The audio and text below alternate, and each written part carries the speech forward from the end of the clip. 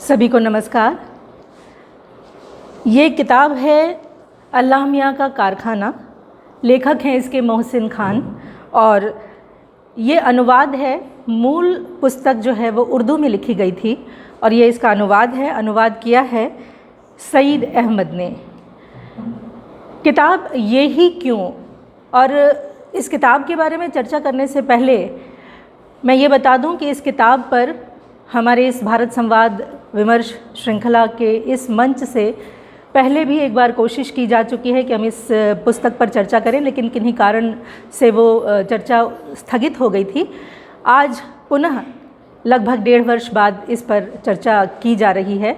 तो ये चर्चा इस किताब पर क्यों महत्वपूर्ण है, सबसे पहले हम ये जानेंगे। ये जो पुस्तक है अल्लाह मियाँ का कारखाना, चूँकि शीर्षक से थोड़ा बहुत आपको इसके मज़मून का अंदाज़ा हो रहा होगा, लेकिन ये किताब माइलस्टोन है हमारी भारतीय भाषाओं का में लिखी गई किताबों का। बैंक ऑफ बड़ौदा ने इसे राष्ट्रभाषा सम्मान से सम्मानित किया है और ये छोटा मोटा पुरस्कार नहीं है।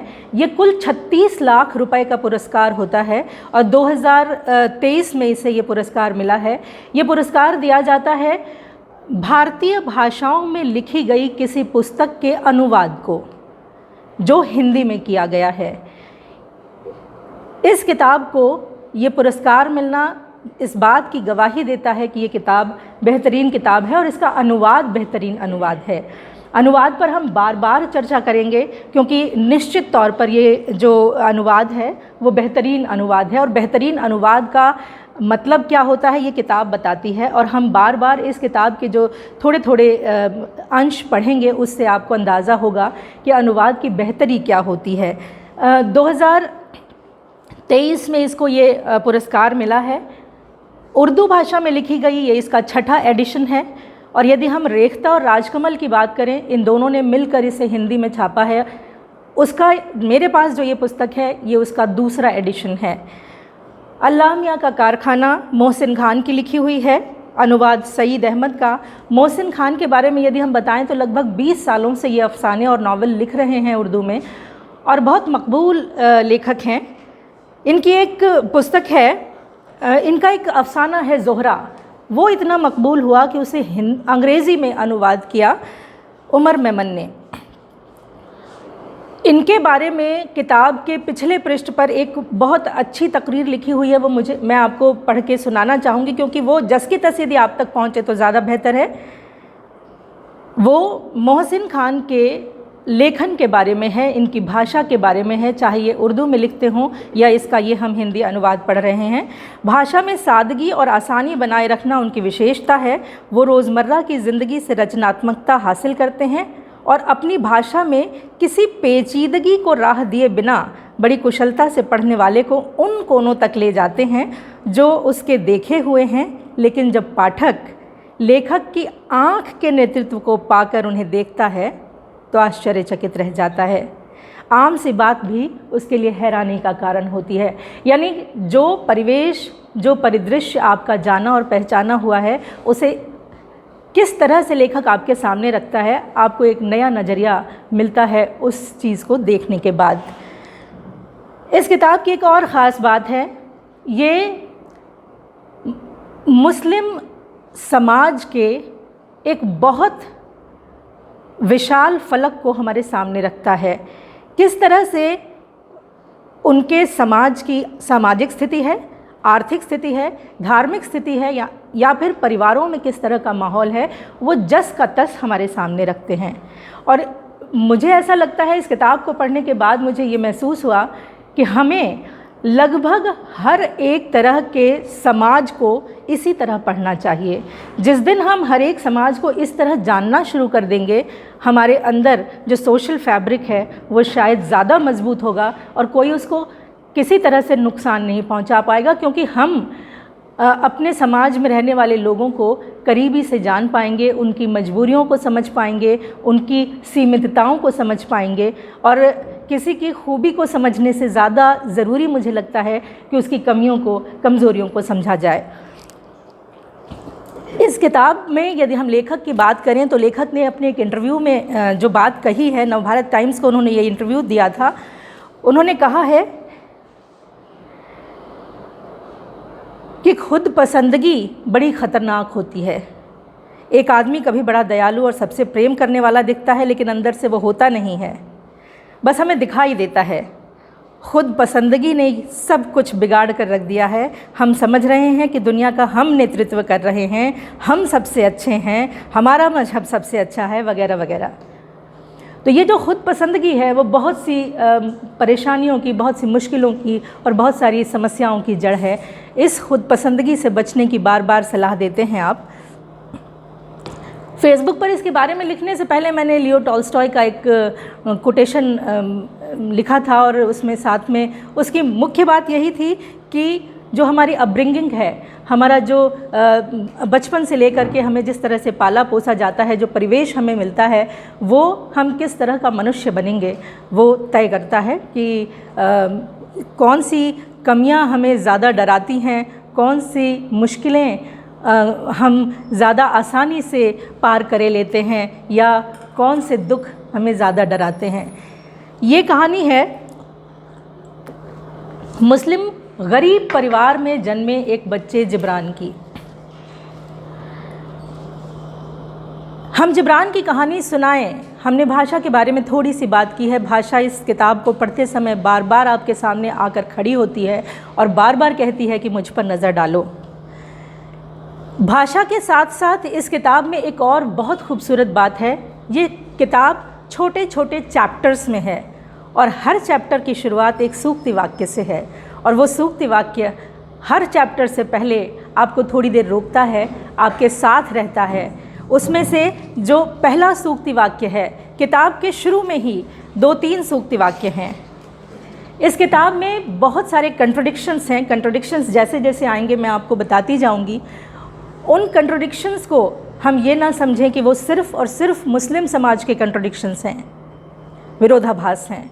वो किसी भी समाज के कंट्रोडिक्शंस हैं। यदि हम अमीर हैं तो भी हैं, हम गरीब हैं तो भी हैं। ये हिंदुस्तान का समाज है जो ये कंट्रोडिक्शंस हमारे सामने रखता है। इसके अलावा ये समाज पर तो उंगली उठाता ही है कि हम कैसी परवरिश बच्चे को दे रहे हैं, बल्कि समाज का जो निज़ाम है, उसकी जो व्यवस्था है, उस पर भी बार बार प्रश्न उठाता है। ये पुस्तक मोहसिन खान साहब ने अल्लाह मियाँ के नाम की है। इसमें एक बहुत बड़ा बिंब पतंग के रूप में आता है। वो बच्चा जिब्रान, जिसे पतंग उड़ाने का बड़ा शौक़ है, और बार बार ये पतंग बिंब बन के हमारे सामने आती है और एक नई कथा कह जाती है। किताब के दूसरे पृष्ठ पर पतंग के तौर पर एक वाक़या लिखा हुआ है, या कह ले एक वाक्य लिखा हुआ है। वो वाक्य यदि हम सोचें तो पतंग की छोटी सी कहानी है, और यदि दूसरी तरह से सोचें तो हम सबका जीवन है। हम तेज़ धूप और सख्त सर्दियों के मौसम में कटी हुई पतंगों के पीछे दौड़ते फिरते हैं। ये कभी तो हमें मिल जाती हैं और कभी ऊंचे दरख्तों की शाखों में उलझ कर फट जाती हैं, या तेज़ हवा के साथ खूब ऊंचाई पर जाकर हमारी नज़रों से ओझल हो जाती हैं। ये ज़िंदगी का बहुत बड़ा सच है। एक और सच उन्होंने अगले पन्ने पर लिखा है, ये दुनिया एक तमाशागाह है, यहाँ कोई तमाशा दिखा रहा है और कोई तमाशा देख रहा है। हम भी एक तमाशा हैं, तमाशा देखने वालों के लिए। तो हमारी ज़िंदगी कब कब तमाशा बनती है, इसमें जिब्रान के माध्यम से उन्होंने बताया है। और भाषा ऐसी है कि यदि किताब आपके हाथ में आई और आपने पहला पन्ना पढ़ा तो आप शायद इस किताब को छोड़कर उठ नहीं पाएंगे। नमूना देखिएगा। वो जुम्मे की सुबह थी। मैं ख्वाब देख रहा था कि एक खूबसूरत पतंग की लंबी डोर का सिरा मेरे हाथ लग गया है और मैं उसे लेकर घर की तरफ बेतहाशा भागा जा रहा हूँ, और मेरे तेज़ दौड़ने से पतंग तनकर खूब ऊंची होती जा रही है। ख्वाब इतना उजला था कि सुर्ख रंग की वो पतंग मुझे साफ दिखाई दे रही थी और उसके कागज़ से निकलने वाली फड़फड़ाहट सुनाई दे रही थी। मैं अभी पतंग लेकर घर पहुंचा भी नहीं था कि अब्बा की आवाज़ मेरे कानों में आई। वो कह रहे थे, जिब्रान, नुसरत, उठो, नमाज का वक्त हो गया है। एक बच्चा कितना सुनहरा, कितना उजला और कितना ज़िंदा ख्वाब देखता है, ये उसका नमूना था। इसको थोड़ा और पढ़ के सुनाऊंगी जिससे आप इस किताब से जुड़ सकें, जैसे मैं जुड़ी। मेरी आँख खुल गई और मैंने देखा नुसरत पहले से उठकर बैठ चुकी थी। ठंड बहुत थी, लिहाफ से निकलने को जी नहीं चाह रहा था। ख्वाब टूटने का भी अफसोस हो रहा था, मगर जब दोबारा अब्बा की आवाज़ आई तो सर्दी से कांपता हुआ आंगन में गया। अम्मा वज़ू के लिए पानी गर्म कर चुकी थी, उससे वज़ू किया, नमाज पढ़ी, फिर सिपारा पढ़ने बैठ गया। बार बार उसको ये ख्याल आता है जिब्रान को कि जुम्मे का दिन अच्छा भी लगता है क्योंकि मदरसे में छुट्टी होती है, और जुम्मे का दिन ख़राब भी लगता है क्योंकि उस दिन सुबह सुबह उठकर ठंडे पानी से नहाना पड़ता है। तो ये कंट्रडिक्शन जुम्मे के साथ है। दूसरा, उसे लगता है कि गर्मियों की तो बात नहीं है, चलो जुम्मा अगर गर्मियों में आए तो ठीक है, जाड़े में क्यों जुम्मा आता है। बच्चा कैसे सोच सकता है, छोटा बच्चा। मुझे लगता है कि ये अगर हम छोटा बच्चा समझ के, छोटा बच्चा बन के ये कहानी, ये किताब पढ़े तो हम ज़्यादा जुड़ पाएंगे इस किताब से, या उल्टा भी हो सकता है, इसे पढ़ के हमारे अंदर का बच्चा बाहर आ जाएगा। जाड़े के दिन में, जनवरी फरवरी की सर्दी से बदन जब कांप रहा होता है, नहाने के ख्याल से ही पसीने आ रहे होते हैं, ऐसे में जिब्रान सोचता है कि जुम्मे का दिन सर्दियों में क्यों रखा, अल्लाह मियाँ उसे गर्मियों में भी तो रख सकते थे। अगर ये ना कर सके हैं वो, तो कम से कम जुम्मे के दिन गर्मी ही कर दिया करें। इसमें हर एक, अभी मैंने सिर्फ जिब्रान से परिचय कराया है आपका। इस पुस्तक में जिब्रान से जुड़ी जितनी भी चीज़ें हैं वो एक पात्र के रूप में आपके सामने आई हैं। कुरान, उसका सिपारा रखने का जुज़दान, इसके अलावा और भी बहुत सारी छोटी छोटी चीज़ें हैं जो हर वक्त उसके साथ रहती हैं, उससे वो कैसे बरतता है, वो सारी चीज़ें एक पात्र के रूप में सामने आई हैं। एक जगह सिपारा रखने का जुज़दान, अब जुज़दान हो सकता है बहुत सारे लोगों को ना पता हो, मुझे भी नहीं पता था, मैंने गूगल किया। आमिर जी,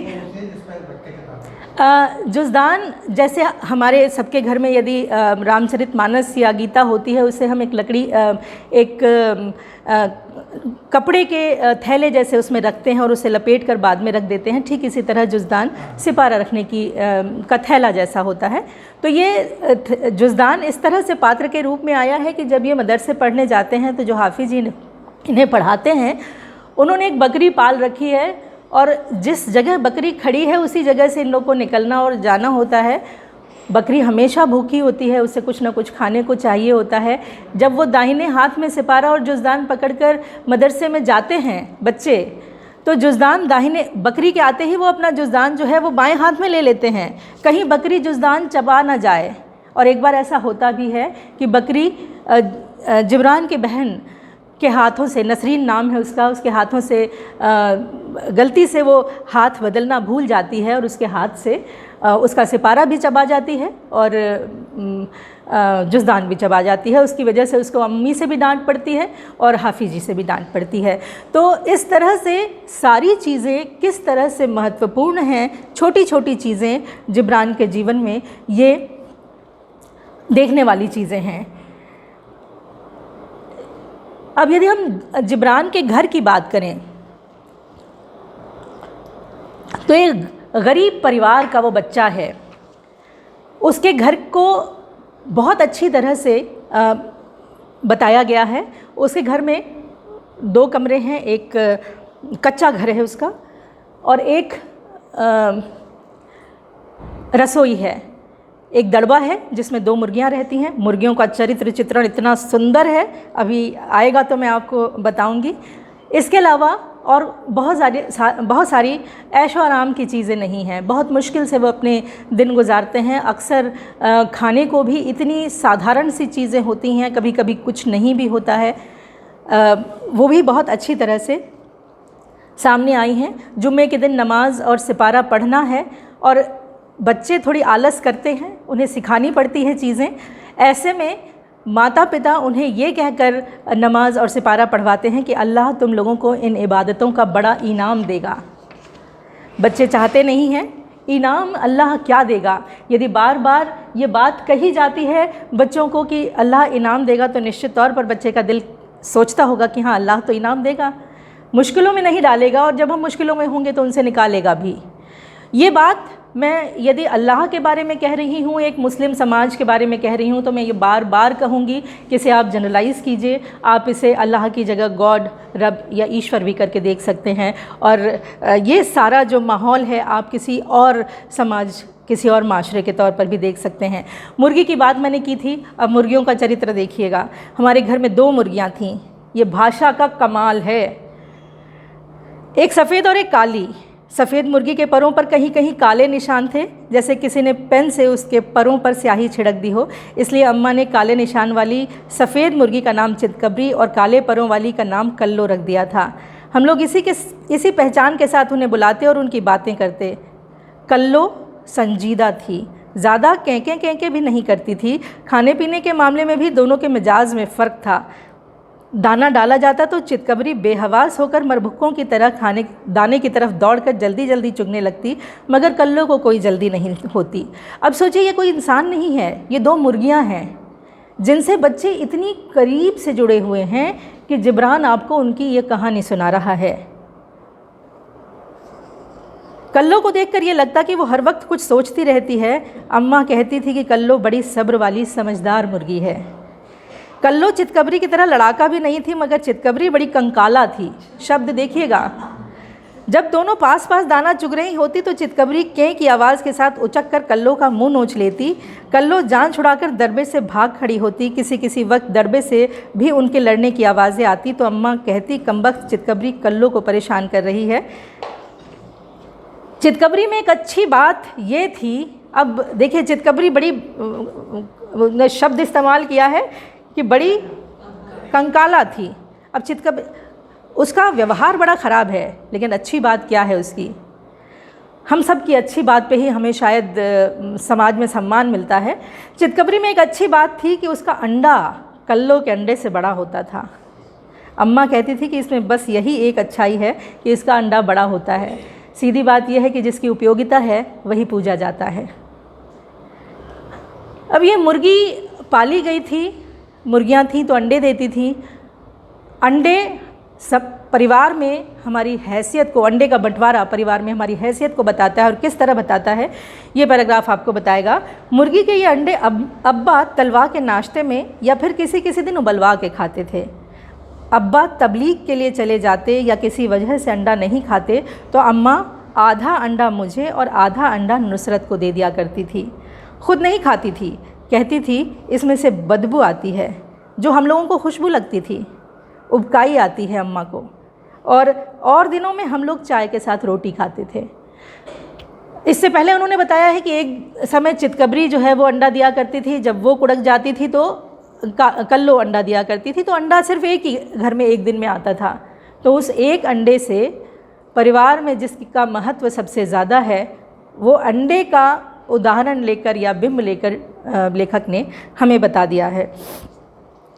इसी बीच ये होता है कि इनकी जो चितकबरी, जो कंकाला मुर्गी थी जिसका अंडा बड़ा होता था और जो उस वक्त अंडे दे रही थी, उसको एक बिल्ली आती है और उठा कर ले जाती है। हालांकि ये दोनों बच्चे वहीं हैं, मुर्गी की रखवाली कर रहे हैं, लेकिन बिल्ली उसको उठा कर ले जाती है। जब तक ये उसे बचा पाते तब तक वो उसके टुकड़े टुकड़े करके नोच के खा जाती है। अब बच्चे के दिमाग में क्या आ रहा है कि अल्लाह मियाँ ने अगर मुर्गी बनाई थी तो बिल्ली क्यों बनाई? चूँकि उस मुर्गी के साथ बच्चों का आत्मीय संबंध था और बिल्ली यदि चितकबरी को उठा कर ले गई, उन्हें निश्चित तौर पर दुख हुआ। दोनों चीज़ें अल्लाह मियाँ की बनाई हुई हैं, बिल्ली भी और मुर्गी भी। बच्चे के मन में ये सवाल है कि अल्लाह मियाँ ने अगर मुर्गी बनाई तो बिल्ली क्यों बनाई? आगे भी एक वाक़या है ठीक इसी तरह का। ये मुर्गियों को ही बाहर निकाल करके, वही खेल है इनका, उसी से वो अपना मनोरंजन करते हैं। उनके घर में टीवी नहीं है, उनके घर में कोई और मनोरंजन का साधन नहीं है, कोई खेल का साधन नहीं है। चूँकि बहुत गरीब हैं तो मोहल्ले के बहुत से बच्चे भी इन्हें खेलते समय परेशान करते हैं, तो वो ज़्यादातर अपने घरों में ही खेलते हैं। पतंग उड़ाने के लिए पैसे भी नहीं है जिब्रान के पास। जब थोड़े बहुत पैसे होते हैं तो वो पतंग उड़ाता है या फिर पतंग लूट कर उड़ाता है। और पतंग उड़ाने के लिए अम्मी से भी उसको डांट पड़ती है, अब्बा से तो पड़ती ही है, क्योंकि अब्बा उसे दीन के रास्ते पर ले जाना चाहते हैं। और पिता जो हैं इस बच्चे के, वो ख़ुद भी तबलीग करने जाते हैं। तबलीग जो शब्द है उसका अर्थ है धर्म प्रचार, मेरे ख्याल से मैं सही हूँ। तो तबलीग के लिए उसके पिता जाते हैं बीच बीच में, और ख़ुद भी चाहते हैं कि उनका बेटा जो है वो दीन के रास्ते पर चले, इसलिए वो बच्चे को अपने मदरसे में पढ़ाते हैं। और बाकी बच्चे जो हैं वो सामान्य जीवन जी रहे हैं, वो मदरसे में भी जाते हैं, दीन की भी शिक्षा ले रहे हैं, लेकिन स्कूल भी जाते हैं, दुनियावी पढ़ाई भी कर रहे हैं। तो ये कंट्रडिक्शन है जिब्रान में और उसके मोहल्ले के बाकी बच्चों में। चूँकि वो मुर्गी से ही खेलते रहते हैं, मैं वो किस्सा सुना रही थी कि एक बार ऐसा होता है कि दोनों बच्चे खेल रहे होते हैं, एक तितली आती है उनके घर में। तितली को देखकर बच्चे बड़े खुश होते हैं। एक नया प्राणी जो है अल्लाह मियाँ का बनाया हुआ एक और प्राणी इनके पास आता है, और जिब्रान कोशिश करके उस तितली को अपनी 2 उंगलियों के बीच में पकड़ लेता है। बहन नुसरत जब देखती है तो कहती है कि अरे छोड़ो, उसको तकलीफ़ हो रही होगी, तुम उसे मार ही डालोगे। तो बच्चे की ख्वाहिशें हैं, वो ये कहता है कि नहीं, मैं इस तितली को पालूँगा, इसके बच्चे होंगे, बच्चे इसके ही जैसे होंगे। और वो तितली उसके थोड़ी देर तक हाथों में रहती है। बार बार नुसरत के कहने पर अल्लाह मियाँ तुम्हें सज़ा देंगे, कुफ्र होगा, ये बोलकर वो तितली को छुड़वा देती है। जिब्रान तितली को जब छोड़ता है तो वो तितली जाकर एक जगह बैठ जाती है, और इतने में जो मुर्गी है, जो काली वाली बच्ची है, वो आकर उसको झपट के खा जाती है। और इस बात से नुसरत भी बहुत दुखी होती है, जिब्रान भी बहुत दुखी होता है। फिर ये सोचता है कि अल्लाह मियाँ ने अगर तितली बनाई थी तो मुर्गी क्यों बनाई। और इस बात को सोच करके दोनों बच्चों की रात जो है वो ख़राब होती है। दोनों को अच्छे सपने नहीं आते, क्योंकि उन दोनों ने एक ऐसी घटना देख ली होती है जिसने उसके मन पे, कोमल मन पे बहुत गहरा असर डाला होता है। अल्लाह मियाँ की ही बनाई हुई चीज़ें हैं, और अल्लाह मियाँ की ही बनाई हुई चीज़ों से नुकसान हो रहा है उनको। ये बहुत बारीक सी चीज़ है, लेकिन इस किताब में बहुत खूबसूरती से कही गई है। इनकी माली हालत अच्छी नहीं थी, जैसा मैंने आपको बताया। इसका एक उदाहरण इसमें है, उसको मैं पढ़ के सुनाना चाहूँगी। बैठने के लिए कुर्सियाँ नहीं हैं, पटरियाँ हैं। तो वो पटरियाँ भी अब्बा ने खुद ही बनाई हैं। हमारे घर में 4 पटरियाँ थीं। ये पटरियाँ अब्बा ने गूलर के उस दरख्त की लकड़ी से बनाई थीं जो हमारे घर के आंगन में लगा हुआ था। अब्बा ने उसे इसलिए काट दिया था कि लड़के गूलर तोड़ने के लिए उस पर बाहर से ढेले मारते थे जो मेरे घर में आकर गिरते थे। अब्बा बढ़ई तो थे नहीं जो सब पटरियाँ सुडौल और एक जैसी बना पाते। अम्मा ने निशान लगाए बगैर सब की पटरियाँ अलग कर दी थीं। पटरी बन चुकी थी। जो पटरी ज़रा ऊंची और चौड़ी थी वो अब्बा के हिस्से में आई। जो अब्बा की पटरी से ज़रा नीची मगर सुडौल थी वो मुझे मिल गई, मतलब जिब्रान को। नुसरत को जो पटरी मिली उसके दोनों किनारे कुछ पतले थे और वो छोटी कश्ती जैसी लगती थी। अम्मा की पटरी सबसे निराली थी। वो एक तरफ से ऊंची और एक तरफ से नीची थी। उस पर बैठकर अम्मा कुछ टेढ़ी सी हो जाती थी। अब्बा की पटरी अब्बा के इंतज़ार में खाली रहती थी। हाँ, जब कभी अब्बा जमात के लिए बाहर चले जाते तो मैं उचक कर उस पर बैठ जाया करता और अब्बा की पटरी पर बैठने में मुझे बड़ा मज़ा आता। ये मुखिया होने का सुख मिलता उसको। मुझे लगता था कि मैं बड़ा हो गया हूँ। कभी नुसरत को मौका मिल जाता तो मुझे चढ़ाने के लिए उचक कर अब्बा की पटरी पर बैठ जाती। जब मैं आंखें दिखाता तो जल्दी से हट जाती। सब इधर उधर पटरी पर बैठ रहे हैं मगर अम्मा अपनी ही पटरी पर बैठती। कहती थी मुझे इस पर बैठने की आदत पड़ गई है। ये हिंदुस्तान में रहने वाली जो औरत है उसकी कितनी बड़ी कंडीशनिंग हो चुकी है। ये छोटा सा किस्सा है, ये छोटी सी लाइन है। यदि आप सोचें तो उस कंडीशनिंग को समझ पाएंगे, नहीं सोचे तो किस्सा फ्लो में चलता रहेगा। इस पूरे नॉवेल में छोटे छोटे चैप्टर्स हैं, छोटे छोटे किस्से हैं, किस्सों का एक सिलसिला है। और छोटे जो किस्से भी हैं किस्सा, एक छोटे छोटे किस्सों में भी छोटे छोटे किस्से हैं, मतलब, और हर किस्से की शुरुआत वो एक सूक्ति वाक्य से करते हैं। सूक्ति वाक्य, सबसे पहला सूक्ति वाक्य जो सबसे पहले चैप्टर के साथ था वो था बचपन की बातें ज़िंदगी भर इंसान के जहन में पागुर होती रहती हैं। पागुर यदि शब्द आपके वोकैबुलरी में हो तो जब गाय या बकरी किसी चीज़ को वापस चबाती है, जल्दी जल्दी खा लेती है, फिर निकाल करके वापस चबाती है, जुगाली जिसको कहते हैं, तो वो जुगाली करना जो है वो पागुर है। तो जो बचपन है वो जीवन भर पागुर करता रहता है, चाहे अच्छा हो या बुरा, हमारे साथ हमेशा रहता है। और ये किताब पढ़ते समय आपका बचपन आपके सामने आके खड़ा होगा और आप कहेंगे कि हाँ, मेरा भी बचपन ऐसा ही कुछ था। इसके अलावा एक और किस्सा है, आइए आपका हाफिज़ जी से परिचय कराते हैं। हाफिज़ जी जिब्रान के साथ आखिर तक इस किताब में रहेंगे, बाकी सब पात्र धीरे धीरे बिछड़ जाएंगे, लेकिन हाफिज़ जी हमेशा रहेंगे। हाफिज़ जी का परिचय जिब्रान कैसे करवाता है। जिस दिन हाफिज़ जी के सिर और पाँव में दर्द होता था, वो कमर में तकिए की टेक लगा के पाँव फैला देते थे। जिस वक्त हम लोग मदरसे पहुँचे उनके दर्द हो रहा था। नसरीन उस समय तक नहीं आई थी, ज़रा देर में वो भी आ गई। उसने बस्ते से सिपारा निकाला ही था कि हाफिज़ जी ने कहा, चलो भाई, अल्लाह मियाँ को खुश करने के लिए आ जाओ। ये उनका एक पेट डायलॉग था। इसका मतलब ये था कि उनकी सेवा करनी है। हाफिज़ जी ने हम लोगों को बताया था कि वालिदैन और उस्ताद की खिदमत करने से अल्लाह खुश होता है। नसरीन ने सिपारा रहल पर रखा और जाकर हाफिज़ जी का सिर दबाने लगी। एक और शब्द नया मेरे लिए आया, रहल। इसको भी मैंने गूगल किया। रहल, आपने देखा होगा कि जब हम अपनी कोई धार्मिक पुस्तक पढ़ते हैं तो उससे इस तरह का एक्स शेप का एक लकड़ी का मतलब स्टैंड होता है, उसके ऊपर वो ही रहल है। तो उसने अपना सिपारा रहल पर रखा और हाफिज़ जी का सिर दबाने लगी, और ये जिब्रान जो है उससे कहा कि मेरे पैर दबाओ। हाफिज़ जी की एक ख़ास बात थी कि लड़कियों से वो सर दबवाते थे और लड़कों से पाँव दबवाते थे।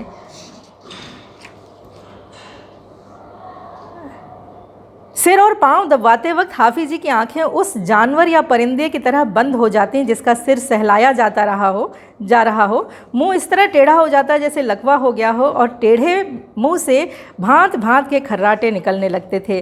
कभी फटफटी की सी आवाज़ें निकलती और कभी ये लगता कि जैसे साइकिल का टायर पंक्चर हो गया हो। उस वक्त बच्चे हिल हिल कर सिपारे पढ़ते जाते और हाफिज़ जी की तरफ देख देख कर मुँह छुपा छुपा के हंसते रहते। जब ये सब देख लेते हाफिज़ जी तो डांट भी पड़ती। उनके पास एक छड़ी थी, उस छड़ी को भी वो हाफिज़ जी की छड़ी नहीं कहते थे, छड़ी वो हाफिज़ जी की थी, उसे भी वो कहते थे अल्लाह मियाँ की छड़ी। कभी हिदायत की छड़ी कहते, कभी इबरत की छड़ी कहते। अब बच्चे हाफिज़ जी से अल्लाह मियाँ के बारे में भी बात करते हैं। बच्चे के जहन में बहुत से सवाल होते हैं और यदि सवालों के सही जवाब उन्हें सही वक्त पर ना दिए जाएं तो उनके वो सवाल फिर आजीवन उनका पीछा करते हैं। नसरीन को हाफिज़ जी से डर नहीं लगता था। नसरीन उसकी कक्षा में पढ़ने वाली एक बच्ची है। हाफिज़ जी से वो पूछती है कि अल्लाह मियाँ कहाँ रहते हैं। हाफिज़ जी कहते हैं, ज़मीनों में, आसमानों में, पहाड़ों में और नदियों में, हमारे तुम्हारे दिलों में, और वो सब जगह रहते हैं। तो फिर हमको दिखलाई क्यों नहीं देते? इसलिए कि अल्लाह मियाँ नूर का एक ऐसा हाला है जिसे देखने की इंसान में ताब नहीं। कुछ देर सोचने के बाद नसरीन फिर पूछती है कि और अल्लाह मियाँ ने ये दुनिया क्यों बनाई है? अब हाफिज़ जी का जवाब सुनिएगा।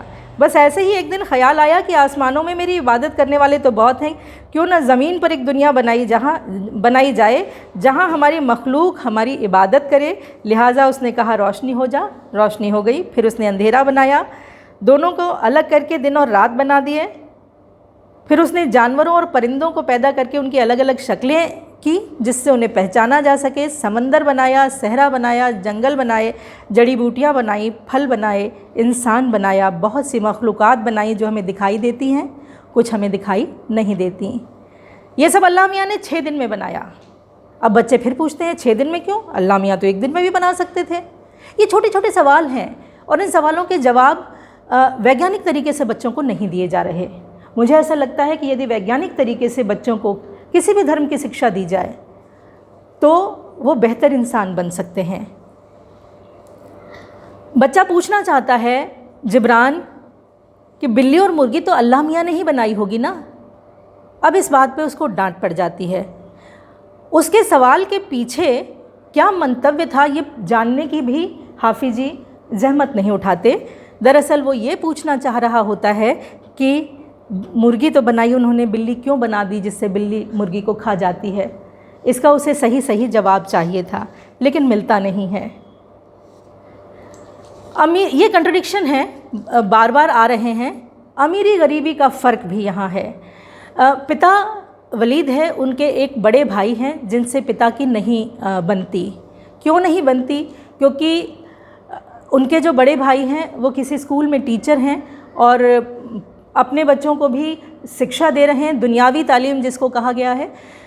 ये दुनियावी तालीम में यकीन नहीं रखते, इसलिए अपने बच्चों को मदरसे भेज रहे हैं। और जो भाई उनका दुनियावी तालीम दे रहा है अपने बच्चों को और ख़ुद भी उसके घर में बहुत बड़ी लाइब्रेरी है, ख़ुद भी पढ़ता रहता है, उसको वो पसंद नहीं करते, उसके घर आना जाना बंद कर रखा है। यहाँ तक कि माँ जो बड़े भाई का पक्ष लेती थी, माँ को भी बड़े भाई के पास छोड़ दिया है। और पत्नी और अपने बच्चों के साथ बहुत गरीबी की हालत में रहते हैं, जबकि भाई एक अच्छी नौकरी करता है तो उसके घर में हर तरह की सुविधाएं हैं। बच्चे कभी कभार जो अपने चचा के घर जाते हैं तो चचा के घर की रौनक देखकर बड़े खुश होते हैं। चचा के घर में जो खाने पीने की चीज़ें हैं वो खाकर बड़े खुश होते हैं। बहन जो नुसरत है वो एक बार चचा के घर गई और वापस आके उसने बताया कि उसने चॉकलेट वाले बिस्किट खाए, तो ये चॉकलेट वाले बिस्किट जिब्रान को भी खाने हैं। वो चचा के घर जाना चाहता है, लेकिन चचा के घर में एक कुत्ता है कितमीर। ये कुत्ता भी जो पला हुआ है ये भी एक चरित्र की तरह सामने आया है जो जिब्रान के साथ जुड़ता है और वापस बिछड़ता है तो जिब्रान जो है वो काफ़ी परेशान होता है। ये कुत्ता पालना मुझे पहली बार समझ में आया कि कुत्ता पालना इस्लाम में शायद बुरा मानते हैं और नापाक मानते हैं।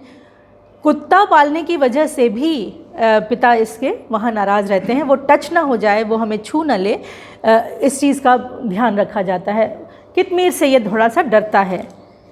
अल्लाह ने, जिब्रान कहता है कि अल्लाह ने उन लोगों को दिया है जो चाहे खा सकते हैं, मगर हमें दूसरों की बराबरी नहीं करनी चाहिए। ये जिब्रान की माँ उसे समझा रही है, क्योंकि जिब्रान चचा के घर बिस्किट खाने जाता है, वापस आते समय उसे एक अपना दोस्त मिलता है, वो गोश्त लेकर के आ रहा होता है। उसे लगता है आज उसके घर में गोश्त पकेगा, स्पेशल है उसके लिए, जो इन्हें शायद साल में एक बार खाने को मिलता है। गोश्त देख करके इसका मन गोश्त खाने को करता है। घर आता है तो मीठे करेले माँ ने बनाए हैं और वो दिमाग में गोश्त है और सामने थाली में मीठे करेले। माँ से कहता है कि आज अहमद के घर बकरी का गोश्त बना है। तो माँ ये समझाती है कि अल्लाह ने उन लोगों को दिया है जो चाहे खा सकते हैं, हमें दूसरों की बराबरी नहीं करनी चाहिए। अल्लाह ने जो दिया उस पर सब्र करना चाहिए, उसका शुक्र अदा करना चाहिए। बहुत से लोगों को तो 2 वक्त का खाना भी नसीब नहीं होता। अल्लाह मियाँ ने किसी को अमीर और किसी को गरीब बनाया है। अब ये कहता है कि अल्लाह मियाँ ने गरीब और अमीर क्यों बनाया है किसी को, माँ से पूछता है। अब इसमें भी तो अल्लाह की मर्ज़ी ही होगी। वो ये कहती हैं कि अल्लाह मियाँ ने बनाया तो एक ही जैसा है, लेकिन हमारे कर्म होते हैं। माँ बहुत अच्छी शिक्षा देती है जितने दिन तक बच्चों के साथ है। माँ ने बहुत अच्छी सीखें बच्चों को दी हैं। शायद इसी वजह से माँ के साथ जिब्रान का जो संबंध है वो बहुत बेहतरीन है।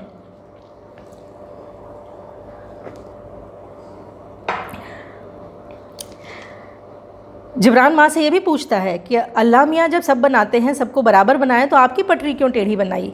तो अम्मा उसको ये ही कहती है कि अल्लाह मियाँ बनवाने के लिए नहीं आते, उन्होंने इंसान को अक्ल और समझ देकर ये कह दिया कि सब लोग अपने अपने काम करो।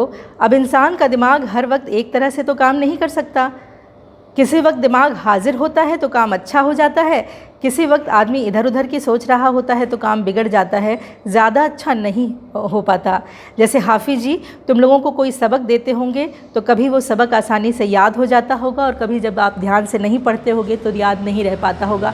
ये माँ की सीख है जो अनपढ़ है, ये उसकी वो शिक्षा है जो उसने कहीं से हासिल नहीं की, उसने अपने जो अनुभव हैं वो बच्चों को दे रही है। एक जगह माँ पिता से ये भी कहती है कि बच्चों को दीनी तालीम के साथ साथ दुनियावी तालीम भी दो, स्कूल में एडमिशन कराओ, तो बाप मना कर देता है कि नहीं, मरने के बाद दीनी तालीम ही काम आएगी। 4 दिन की दुनिया है, 4 दिन दुनिया में रहना है, उसके लिए हम क्यों दुनियावी तालीम हासिल करें? ये उसके पिता का सोचना है। तो अच्छा, पिता से जिब्रान का जो संबंध है वो इस पुस्तक में कहीं भी बहुत खूबसूरती से नहीं हुआ। उसका कारण आप समझ पा रहे होंगे कि जिब्रान खुद अपने पिता से बहुत ज़्यादा जुड़ा हुआ नहीं है। पिता एक परचून की दुकान करते हैं, ज़्यादातर समय वहाँ रहते हैं, बाकी 5 वक्त के नमाजी हैं तो नमाज़ पढ़ने के लिए मस्जिद भी जाते हैं और फिर चूँकि तबलीग के लिए जाते रहते हैं जमात के साथ, तो कुछ वक्त के लिए घर से बाहर भी रहते हैं। पिता पूरे समय अपने मिशन के साथ हैं, बच्चों के साथ और पत्नी के साथ नहीं हैं। और बच्चों की शिक्षा वो चाहते हैं कि मदरसे में हो। अम्मा कहती है कि इनका दाखिला सरकारी स्कूल में करा दीजिए। आखिर जमील भाईजान अपने दोनों बच्चों को दीन की तालीम के साथ साथ स्कूल में भी तो पढ़ा ही रहे हैं, वो भी शहर के अच्छे स्कूल में। वही पिता कहता है कि आखिरत से ज़्यादा उन्हें इस दुनिया की फ़िक्र है जहाँ सिर्फ 2-4 दिन रहना है। और अब्बा जब दुकान जाते, अब्बा को उसने कैसे देखा है कि अब्बा जब दुकान जाते और वहाँ से वापस आते तो कलाम पाक अब्बा के सीने से लगा रहता। अब्बा को उसने बस ऐसे ही देखा है, ऊंची वाली पटरी पर बैठे हुए अंडा खाते हुए। अब्बा उसके जो अफसाने हैं, छोटे छोटे किस्से हैं, उसमें ऐसे ही आए हैं। ये कहानी आगे बढ़ती है।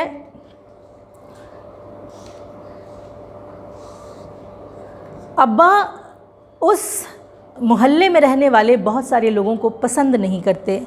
पहला तो मैंने चचा के लिए बताया क्योंकि वो दुनियावी तालीम पर ज़्यादा भरोसा करते हैं।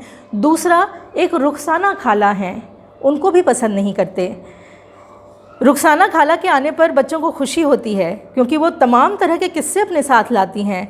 मतलब गॉसिपिंग उसकी अम्मा के साथ करती हैं, छुप छुप कर बच्चे वो गॉसिपिंग सुनते हैं तो वो गॉसिपिंग बच्चे को अच्छी लगती है।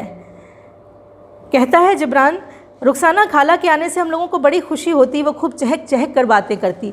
चहक चहक कर बातें करना बच्चों के लिए एक खुशी का बायस है। उसके घर में उसकी अम्मा चहक कर बात नहीं करती। चहक कर बात करने पर अब्बा टोक दिया करते हैं। रुखसाना खाला सिर्फ इसलिए अच्छी लगती हैं कि वो चहक कर बातें करती हैं। जब भी आती कोई मज़ेदार किस्सा सुनाती, कोई नई खबर भी लेकर आती, हर वक्त हंसती रहती और बड़ी मज़ेदार बातें करती। मगर अब्बा उनसे बहुत चिढ़ते और कहते कि मियाँ बीवी ने अपने ख़ानदान की नाक कटा के रख दी है। वो रोज़ाना रात को शराब पी के बलबलाता है और ये कूल्हे मटका मटका के बेपर्दा घूमती है। इनके दिलों में खुदा का खौफ है, न ख़ानदान की इज़्ज़त। इन्हीं जैसे लोगों से दोज़ख पाटी जाएगी। नुसरत ने कहा, चलो चलकर रुखसाना खाला की बातें सुनी जाए, बड़ा मज़ा आएगा। हाँ चलो चलते हैं। जब वो रुखसाना खाला की बातें अम्मा से सुनते हैं, अम्मा जो है वो देख लेती हैं और उन्हें वापस अपने कमरे में भेजती हैं, लेकिन रुखसत खाला वापस उन्हें बुला लेती हैं। अब ये रुखसाना खाला हैं। रुखसाना खाला दोनों बच्चों को सामने देखती हैं, उन्हें दुआ, दोनों को अलग अलग दुआ देती हैं। दुआ देखिएगा। वालेकुम अस्सलाम कहता है जब जिब्रान, तो उसके सर पर हाथ फेरती हैं। जिब्रान कहती हैं, अल्लाह तुमको खूब पढ़ाए लिखाए, डॉक्टर इंजीनियर बनाए, खूब तरक्की करो, माँ बाप का सहारा बनो, खूब अच्छी सी दुल्हन मिले। उसके बाद नुसरत के सिर पर हाथ फेर कर दुआएं देते हुए कहती हैं, अल्लाह तुम्हारा नसीब अच्छा करे, अच्छे घर जाओ, ख्याल रखने वाले सास ससुर और मोहब्बत करने वाला शौहर मिले, खूब ऐश करो, दूधो नहाओ, पूतो फलो। यहाँ एक और कंट्रडिक्शन है मर्द और औरत के बीच का, स्त्री और पुरुष के बीच का। ये कंट्रोडिक्शंस जगह जगह पर हमारे सामने आते हैं।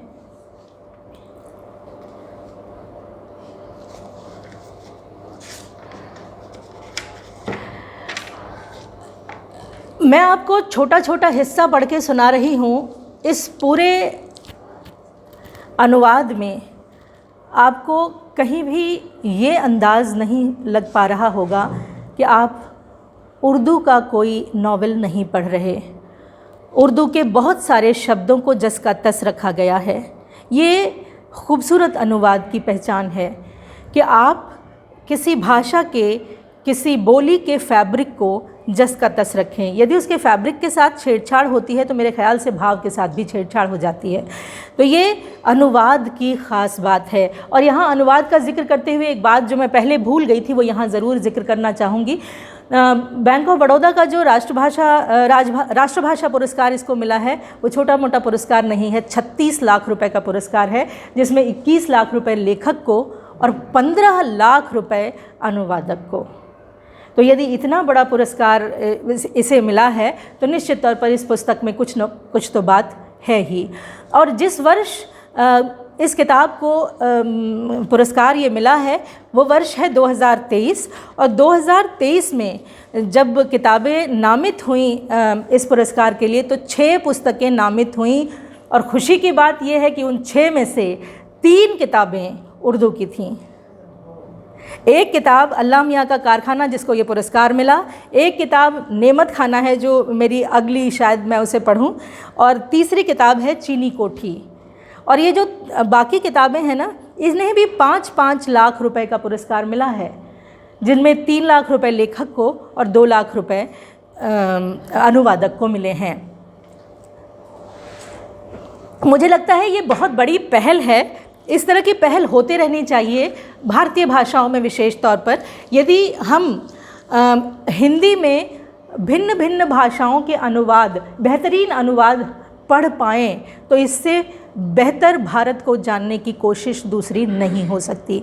तो ये बैंक ऑफ बड़ौदा को हम धन्यवाद कहना चाहेंगे कि इस तरह का उन्होंने आरंभ शुरुआत की है और फ्यूचर में हमें और भी अच्छी चीज़ें पढ़ने को मिलेंगी। चूँकि ये बच्चा है, मैंने कहा कि पतंग बार बार आती है। पतंग के ऑब्सेशन से पहले अनुवाद पर चूँकि बात हुई है तो अनुवाद के बाद मैं आपसे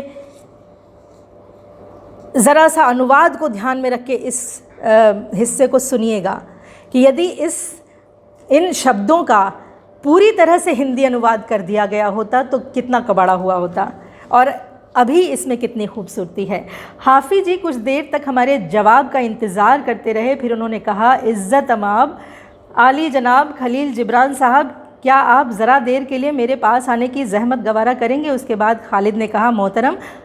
उसके बाद खालिद से कहा कि मोहतरम आप भी तशरीफ़ लाइए, आज आपकी खिदमत अक़दस में भी तमगा पेश किया जाएगा। जब हम लोग जाकर हाफिज़ जी के सामने मुजरिमों की तरह खड़े हो गए, तुम्हारी नज़रें नीची क्यों हैं? ऐसे काबिल फ़ख्र और काबिल तकलीद लोगों के सीने फ़ख्र से फूले हुए और निगाहें ऊंची होनी चाहिए, मेरी तरफ देखो। अब सोचिए, इसमें जो शब्द आए हैं जो उर्दू से लिए गए हैं, हिंदी में भी इस्तेमाल होते हैं, लेकिन यदि इनको इस तरह से तरतीब में न लिखा गया होता तो इसकी जो रवानगी है वो निश्चित तौर पर बर्बाद हो गई होती। अब ये जो किस्सा हम आपको सुना रहे हैं, इतने तंज़ हाफिज़ जी इसलिए कर रहे हैं कि उन दोनों बच्चों ने एक गधे के पूँछ में टिन बांध कर दौड़ा दिया है और गधा जो है वो जिस धोबी का है, और गधा बहुत परेशान हुआ है और गधा बहुत परेशान हुआ है और बहुत देर तक दौड़ा है और उसकी वजह से उसके पाँव में चोट लग गई है। जो धोबी है उसे पता चला है कि कौन कौन बच्चे इसमें शामिल थे, वो हाफिज़ जी के पास पहुंचा है कि मदरसे के बच्चे थे। फिर हाफिज़ जी उन बच्चों की क्लास लगाते हैं। वो बड़ी खूबसूरती से वो क्लास भी लगाई गई जिस तरह से है, वो भी बहुत अच्छी तरह से, वो मैं नहीं सुनाऊंगी।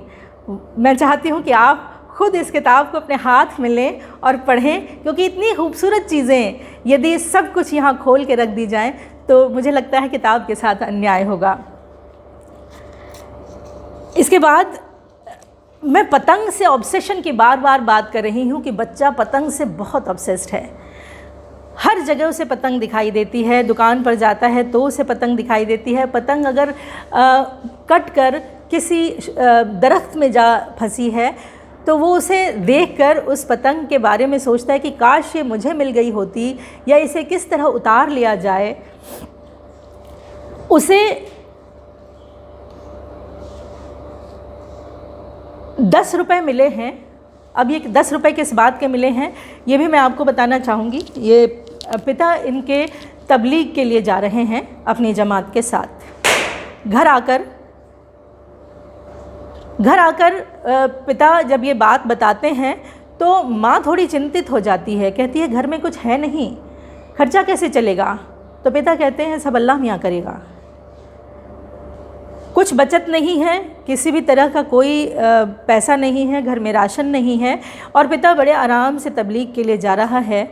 2 बच्चे हैं घर में, पत्नी है, और रमज़ान करीब है। पिता घर आते हैं, माँ को पता है कि पिता जा रहे हैं। वो बहुत ज़रूरी चीज़ें पिता से कहती है कि बच्चे की चप्पल टूट गई है, वो रस्सी सुतली बांध करके जा रहा है, ये दिलवा दीजिए। तो बच्चे को साइकिल पर बिठाकर पिता जो है वो बाज़ार ले जाता है। अब छोटा बच्चा है, नुसरत जो है उसकी बहन, वो बाहर निकल, उसको भी जाना है बाज़ार। वो स्कार्फ बांध लेती है। तो उसे पहले तो बच्चा सोचता है कि मैं खुले बाल से जाऊंगा, मुझे बड़ा अच्छा, उसको अपने लंबे बाल बड़े अच्छे लगते हैं और वो उसको लंबे यूं ही रखना चाहता है। लेकिन जब नुसरत स्कार्फ बांधती है तो उसके ऊपर एक प्रेशर आ जाता है कि वो भी अब तो टोपी लगानी पड़ेगी। वो टोपी लगा लेता है, पिता के पीछे बैठता है।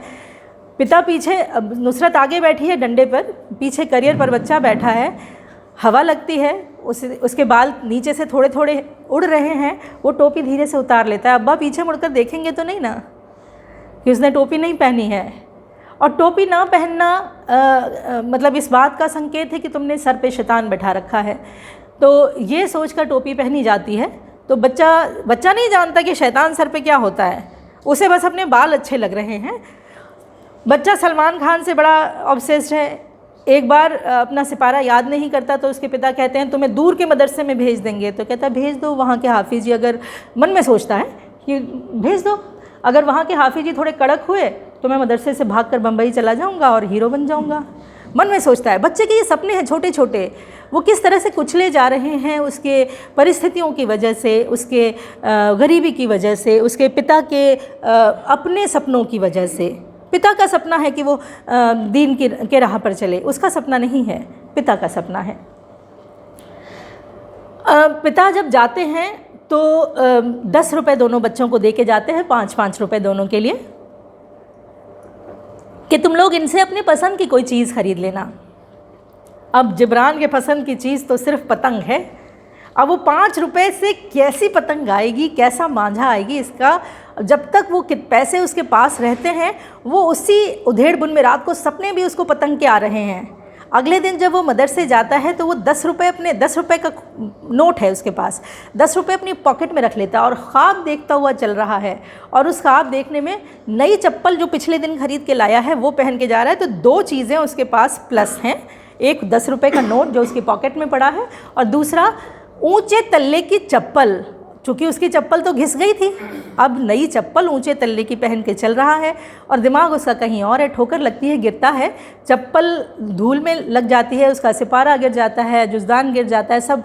बहन उठाती है, उसको खड़ा करती है। बहन भी पूछती है पैसे हैं ना पॉकेट में? वो टच करके देखता है कि हाँ हैं। मतलब उसे और किसी चीज़ की चिंता नहीं है, बस वो पैसे, बस गिरा है उसको, उसका वो नहीं है, पैसे हैं ना। मदरसे से लौटते समय वो पतंग ख़रीदता है 5 रुपये में। अब पतंग ख़रीद कर लाएगा तो घर में से तो गुज़रेगा, माँ इंतज़ार कर रही होगी, लेकिन पतंग देखकर, नई पतंग देखकर, 5 रुपये की पतंग देखकर माँ डांटेगी। अब ये देखिएगा, अम्मा की नज़र पतंग पर ना पड़ जाए ये सोचकर दौड़ता हुआ मैं कोठरी में चला गया। भूख लग रही थी मगर खाना खाने से पहले पतंग में कन्ने बांध लेना चाहता था। चुपके से माचिस की तीली लाकर पतंग में सुराख किए, दोहरी डोर से बांधकर कन्नों को नापा तो अंदाज़ा हुआ कि अगले कन्ने ज़्यादा छोटे हो गए हैं। ऐसे कन्नों के साथ पतंग नाचती रहती है, ठीक से तन नहीं पाती, इसलिए मैंने पिछले कन्नों में 2-2 फुट लगा दिए। अब कन्ने बिल्कुल सही हो गए थे। उसके बाद सिर पर रगड़कर ठड्डे को थोड़ा टेढ़ा किया और अपनी पतंग हर तरफ घुमा भी सकता था अब मैं, और तान भी सकता था। और नुसरत ने क्या किया, अलमारी में से अपना गुल्लक उठाया, एक नज़र पतंग की तरफ देखा और जो 5 सिक्के थे उसने अपनी गुल्लक में डाल दिए। लड़कों और लड़कियों में फ़र्क देखिएगा। ये पतंग का ऐसा ऑब्सेशन है कि पिता के जाने के बाद माँ को पता चल, माँ बीमार है, पिता के जाने से पहले भी बीमार है, और माँ कहती है पिता से कि मुझे डॉक्टर को दिखा दो, सरकारी दवाखाने लेके चलो। पिता कहता है नहीं, ऐसे अजवाइन खा लो, ये खा लो तो ठीक हो जाओगी। पिता नहीं दिखाता, उसकी बात पे कोई भी तवज्जो नहीं देता। रुखसाना खाला के साथ माँ जो है वो दवाखाने जाती है। उसे पता चलता है कि वो एक बार फिर से माँ बनने वाली है, लेकिन उसकी हालत ऐसी नहीं है कि वो बच्चे को जन्म दे पाए। बहुत कमज़ोर है, बार बार उसे चक्कर आते हैं। इस पूरे नॉवेल के बीच में पिता तो चला गया तबलीग पर, माँ भी इसकी मर गई है। माँ का जनाजा रखा है, कब्र खुद रही है। उस दौरान भी देखिए बच्चे के दिमाग में पतंग है। जिस वक्त अम्मा का जनाजा कब्र में उतारा जा रहा था, कब्र से ज़रा दूरी पर एक कटी हुई पतंग की डोर का सिरा घास और दरख्तों को छूता हुआ जा रहा था। दानिश देख रहा था, एक दूसरा बच्चा है। उसने तेज़ी से दौड़कर मांझे का सिरा पकड़कर पतंग तान ली। पतंग में मांझा बहुत था। दानिश ने जल्दी जल्दी पतंग उतारी, मांझे का तिकल्ला करने लगा। तिकल्ला करते वक्त अम्मा की कब्र की तरफ देखता जा रहा था कि कहीं कब्र में मिट्टी तो नहीं डाली जा रही।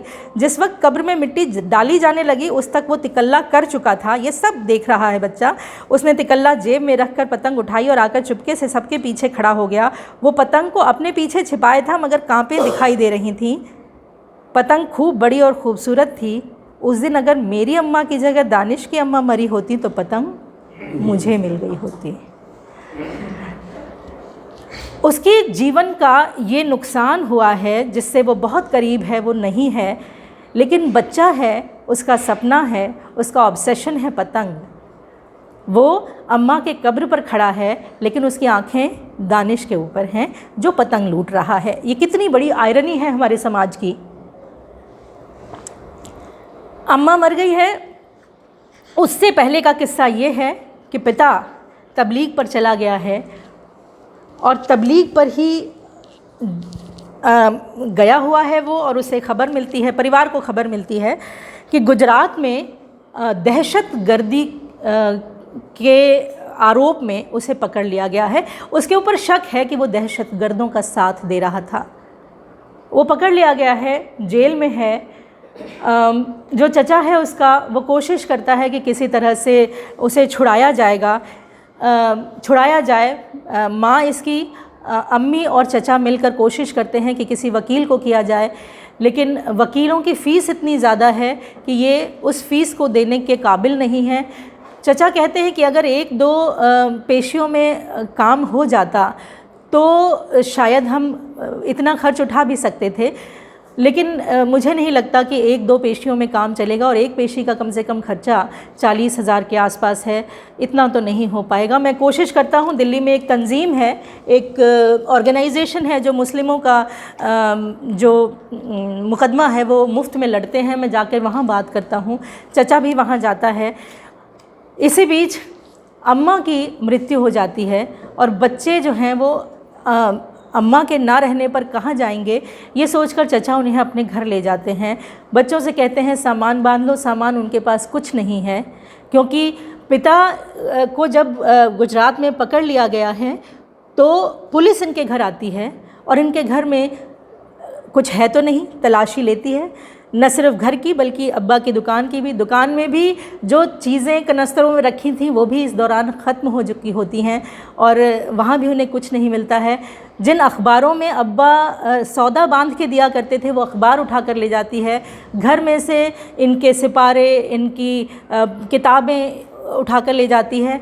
यहाँ एक चीज़ खुली है कि जो अम्मा हैं वो पाकिस्तान से हैं और अब्बा जो हैं वो हिंदुस्तान से हैं, तो इनके पास पाकिस्तान के पासपोर्ट्स हैं और कुछ फ़ोटोग्राफ्स हैं इनकी शादी की, वो ज़ब्त करके ले जाते हैं पुलिस वाले। ये सीन बहुत मार्मिक लिखा हुआ है और पढ़ कर के अंदाज़ा लगता है कि किस तरह की सिचुएशंस उस समय होती हैं जब इस तरह की कार्रवाइयाँ हो रही होती हैं।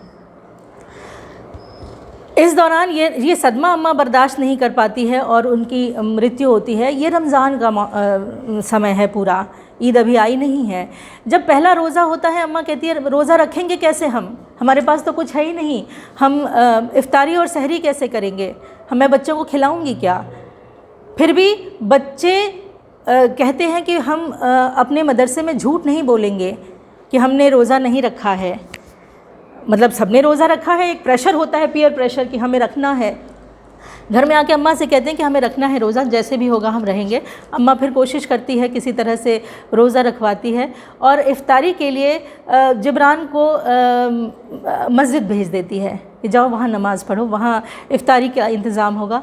जिब्रान वहाँ से खा कर आता है और जब घर में जो छोटा मोटा सामान है ये दोनों माँ और बच्ची खाते हैं। इस तरह से उनका जीवन चल रहा है। इस बीच माँ मर जाती है। ये दोनों बच्चे यतीम बच्चे, पिता जो है वो जेल में है जिसके छूटने की कोई आस नहीं है और जिसके जेल में जाने की वजह से उस पूरे समाज में इस परिवार का लगभग सोशल बाइकॉट कह लीजिए वो हो चुका है। चचा चूँकि नरम दिल है, वो अपने घर ले जाता है इन दोनों बच्चों को और उस घर में इन दोनों बच्चों की स्थिति जो है वो बराबर की तो नहीं है चचा के बच्चों के समान।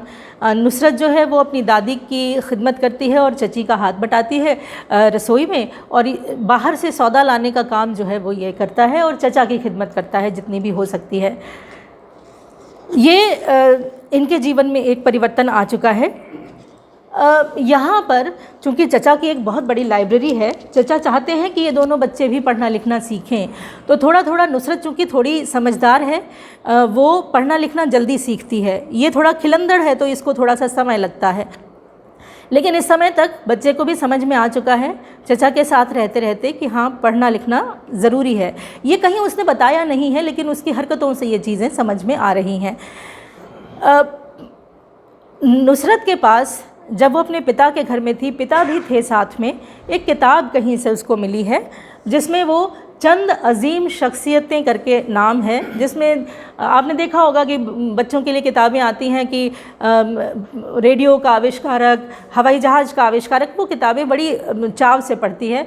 उसमें उस समय जिब्रान को कोई इंटरेस्ट नहीं आता।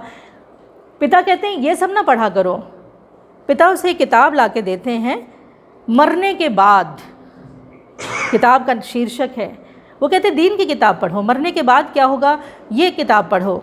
हालांकि वो किताब डर के मारे बच्ची नहीं पढ़ती, अपनी तकिए के नीचे छिपा देती है। वो किताब जब्त हो गई होती है, पुलिस के पास चली गई होती है।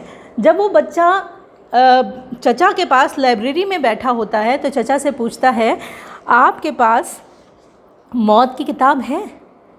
चचा से पूछता है क्योंकि उसे वो किताब याद आ जाती है जो अब्बा ने ला कर दी थी। चचा कहता है नहीं, मेरे पास ज़िंदगी की किताब है। बच्चे को चचा के घर में गुजारे हुए दिन ख्वाब में गुजारे हुए दिनों के जैसा महसूस होता है। बच्चे ने चचा के घर का जो विवरण दिया है, उनके घर में जो बावर्ची खाना है उसे वो लोग किचन कहते हैं, वहाँ एक फ्रिज है जिसमें ये चीज़ें रखी होती हैं, उनके यहाँ टीवी है, उनके यहाँ कुत्ता है, कुत्ते के रहने का एक घर है, एक छोटा सा गार्डन है जिसमें किस्म किस्म के फूल खिले हुए हैं, इतने कमरे हैं, बच्चे स्कूल जाते हैं वापस आते हैं कैसे, मतलब ये सारी चीज़ें उसके लिए अजूबा हैं। उस बच्चे ने ये सब चीज़ें नहीं देखी हैं और वो चाहता भी नहीं है कि वो उसके सपने में ये सब चीज़ें नहीं आती। उसके सपने में पतंगें आ रही हैं। उसके सपने में जब आ रहा है तो अल्लाह मियाँ का कुफ्र आ रहा है कि अल्लाह मियाँ मुझे ऐसी सज़ा देंगे, क्योंकि उसे डराया उसी चीज़ से गया है।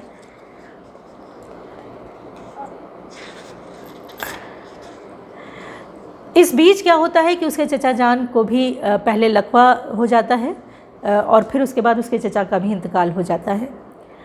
ये सदमा है बच्चों के लिए कि जिसके जिसके बच्चे करीब आ रहे हैं वो बच्चों से बिछड़ता चला जा रहा है, दूर होता चला जा रहा है, अल्लाह मियाँ के पास जाता जा रहा है।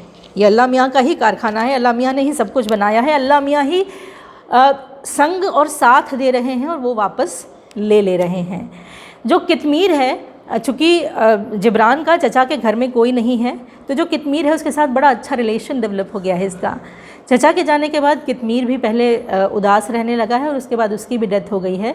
उसकी डेथ को भी, उसकी मौत को भी बच्चा जो जिब्रान है वो मतलब झेल नहीं पाता। यहाँ आकर के वो थोड़ा सा अकेला हो गया है और उसने कई बार अपने सपनों में अकेले होने पर कितमीर को देखा है और कितमीर की जब लाश पड़ी हुई है उसके ऊपर जो मक्खियाँ भिनभिना रही हैं वो आवाज़ें उसको अपने कान में हमेशा सुनाई देती रह रही हैं। तो कुछ चीज़ें हम जीवन भर नहीं भूल पाते और ये जो मक्खियाँ भिनभिनाना है ये आखिर तक जिब्रान के साथ रहा है। तो ये सदमे हैं जो हमारे साथ हमेशा रहते हैं। इस किताब की एक और ख़ास बात है, हर चैप्टर से पहले एक सूक्ति वाक्य तो है ही, बीच बीच में इस तरह की छोटी सी तकरीर भी है और ये जिब्रान के सपने हैं, वो सपने जो उसे डराते हैं, इसीलिए ये काले में लिखे गए हैं, धुंधले में लिखे गए हैं।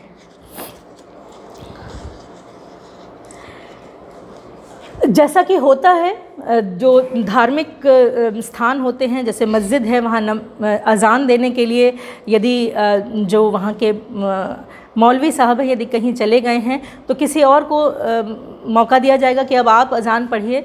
तो जो बाकी लोग हैं उनमें भी अज़ान पढ़ने के लिए झगड़ा होता है। एक बार किस्सा है इसमें कि अब्बा मस्जिद में, चूँकि इमाम साहब मस्जिद में रहने के लिए नहीं आए थे तो अब्बा मस्जिद में 5 वक्त की अज़ान देते थे। एक दिन मस्जिद जाने में अब्बा को ज़रा देर हो गई तो जाकिर चचा ने अज़ान दे दी। इस पर अब्बा ने उनसे कहा कि तुमने अज़ान क्यों दे दी? तो चचा ने कहा, क्या तुम्हारा इंतज़ार सूरज निकलने तक किया जाए? ये बात बढ़ती चली गई, नौबत धक्का मुक्की तक आ गई।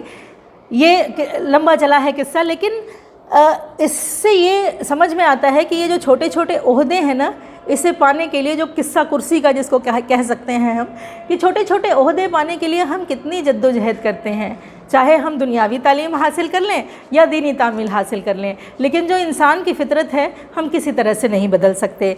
जो कंट्रडिक्शन है उसमें एक ये भी कंट्रडिक्शन है, बच्चे के दिमाग में बार बार ये बात आती है कि हम जो हैं यदि इतनी सारी दीन की बातें करते हैं, इतनी सारी अच्छी अच्छी अल्लाह ताला से जुड़ी हुई बातें करते हैं, तो फिर हम आपस में एक दूसरे से लड़ते क्यों हैं? जब हम सब कुछ अच्छा हमें करना चाहिए तो हम फिर बुरा क्यों करते हैं? ये बच्चा सोच रहा है।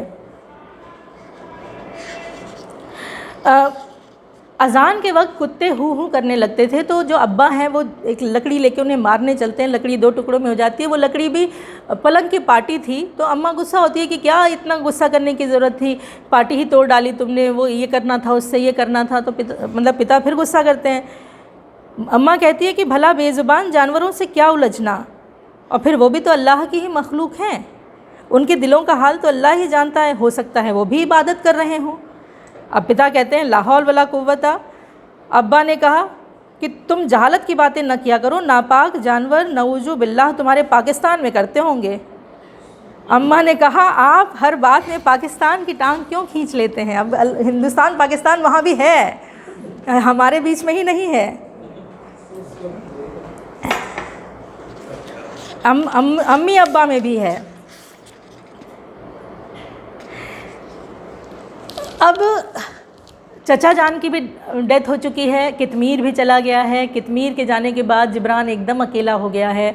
नुसरत अपने कामों में लगी रहती है, चची अपने कामों में, और बच्चे पढ़ाई करते रहते हैं। ये एकदम अकेला है, या तो जाकर किताबें पढ़ता है या अपने कमरे में आकर के।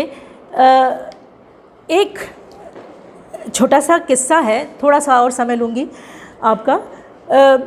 जब वो एक मुर्गी बची थी ना, उस मुर्गी ने इनको कुछ दिन का खाना दिया है। उस मुर्गी को अम्मा कहती है कि जाओ इसे पड़ोसी को बेच आओ, पूछो कितने पैसे देंगी। पड़ोसी उसको 50 रुपये में ख़रीदता है। उस 50 रुपये से राशन आता है घर में अगले 2 दिन 3 दिन खाने के लिए। तो जब राशन भर रहे होते हैं तो चीनी जिस पुड़िया में दी होती है वो पुड़िया बहन जो है वो शीशियों में डाल रही होती है सामान, तो चीनी की पुड़िया का जो कागज़ है वो जिब्रान अपने पॉकेट में रख लेता है, क्योंकि उसमें एक तस्वीर है किसी हीरोइन की। इसको आराम से देखूँगा। वो तस्वीर, ये बहुत पहले की बात है, और यहाँ जब चचा भी गुज़र गए, कितमीर भी गुज़र गया, वो तस्वीर उसको ध्यान आती है, अपने पॉकेट से निकालता है वो उसे, जिस निक्कर में रखी थी वो, और उसे देखने लगता है। अकेला है वो एकदम। तब तक चची आती हैं, तस्वीर देखते देखती हैं, वो पीछे छुपा लेता है, चची छीन लेती हैं उसको, लेकिन चची के हाथ में वो तस्वीर पड़ जाती है और वो उसे बहुत मारती हैं। कहती हैं तू अपने अभी मेरे घर से निकल जा, मैं नंगी तस्वीरें देखने वाले बच्चे को अपने घर में नहीं रख सकती, क्योंकि मेरी बेटी भी जवान हो रही है। वो घर से निकाल देती है जिब्रान को। नुसरत घर में है, जिब्रान को घर से बाहर निकाल दिया। अब जिब्रान कहाँ जाए, न माँ है, न बाप है, न चचा है।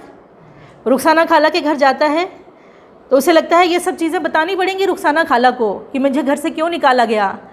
फिर वो निकलता है, रास्ते में हाफिज जी मिल जाते हैं। हाफिज जी कहते हैं कि इधर कहाँ जा रहे हो अंधेरे में? तो कहता है कि मैंने घर छोड़ दिया है। तो कहते हैं नहीं चलो मैं तुम्हें ले चलता हूँ। तब उसे हाफिज जी को सही बात बतानी पड़ती है। हाफिज जी फिर भी जाते हैं। यहाँ हाफिज का कैरेक्टर एकदम चेंज हो गया है। जो हाफिज जी से डरता था, ये जिब्रान कितनी बार उन्होंने सज़ा दी है, मारा है, यहाँ हाफिज जी उसके जीवन में एकदम अलग तरह से आए हैं। हाफिज जी कहते हैं चलो मैं तुम्हें ले चलता हूँ।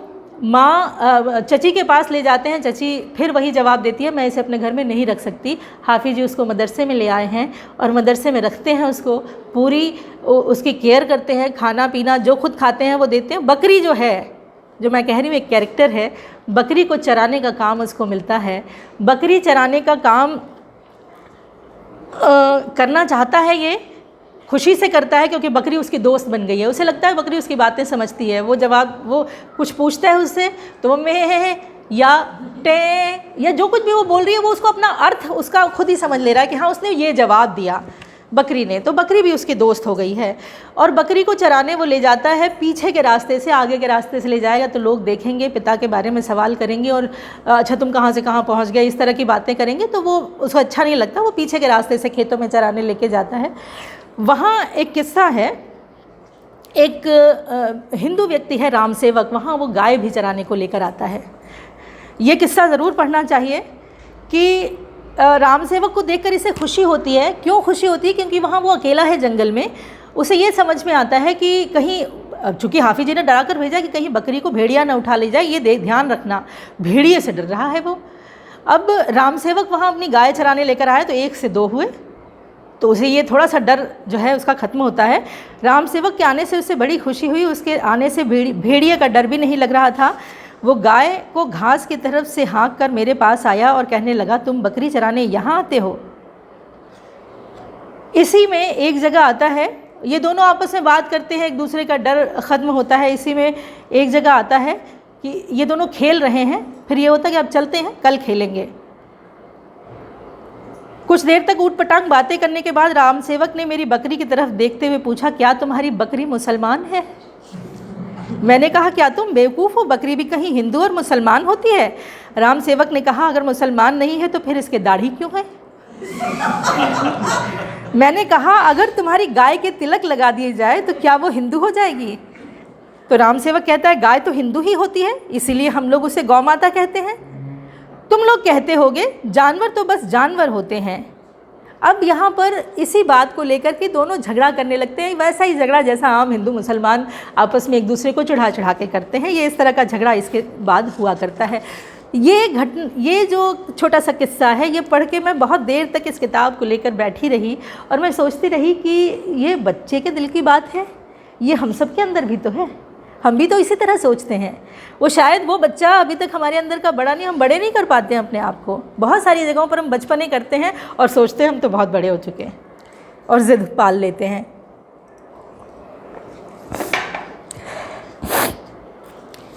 एक यहाँ सूक्ति वाक्य है, शाख को झुकाकर फल तोड़े जा सकते हों तो दरख्त पर चढ़कर तोड़ना बेवकूफ़ी है।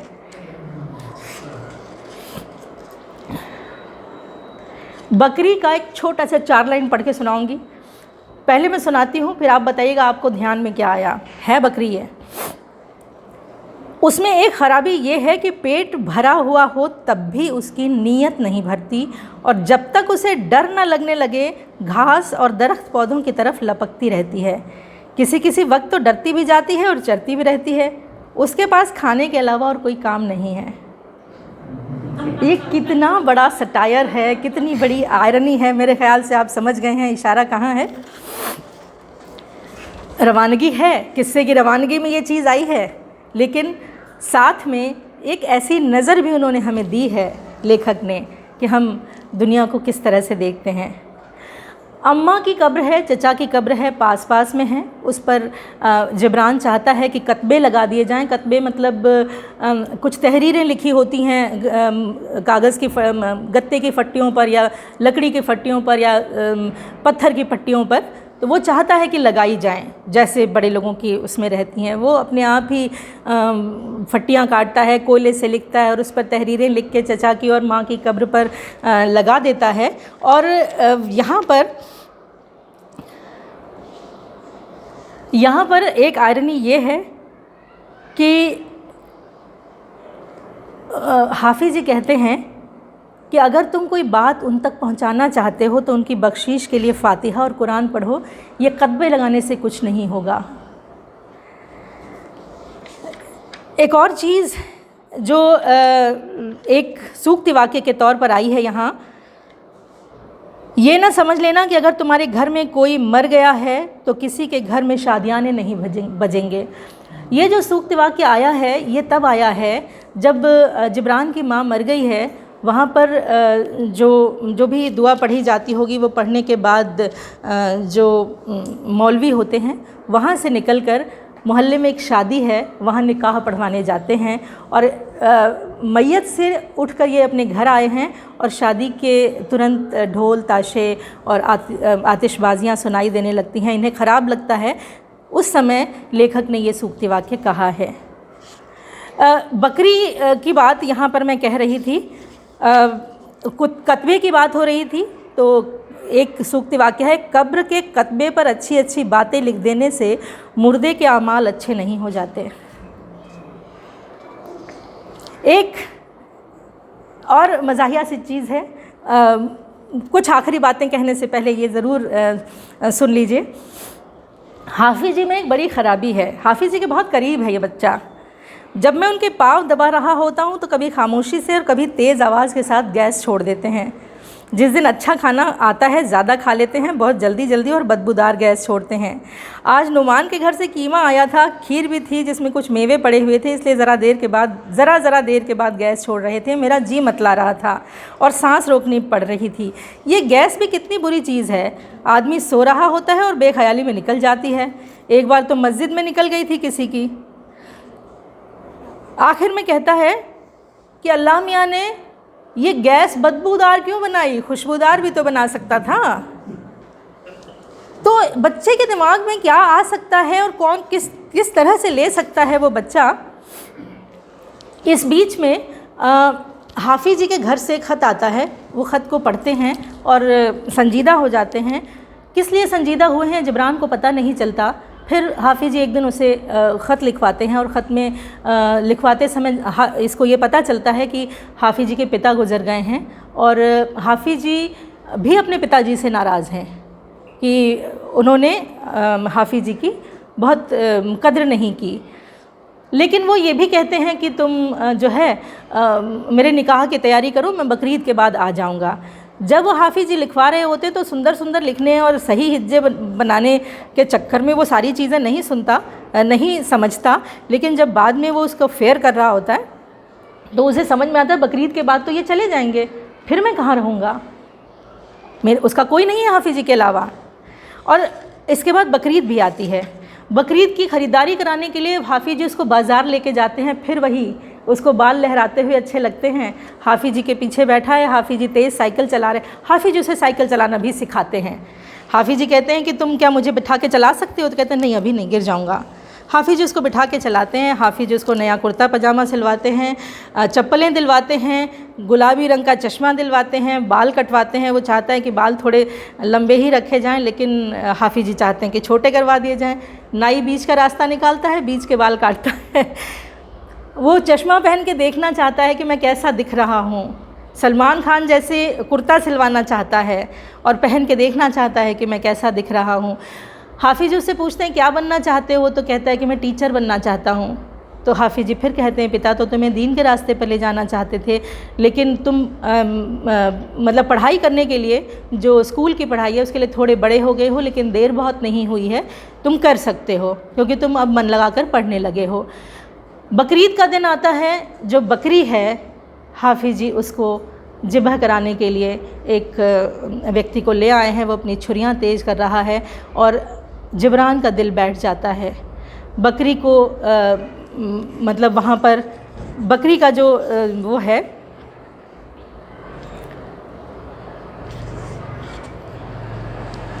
अच्छा खिला पिलाकर, वो चिकवे ने पूछा कि इसे खिला पिला दिया है और काट दिया उसे।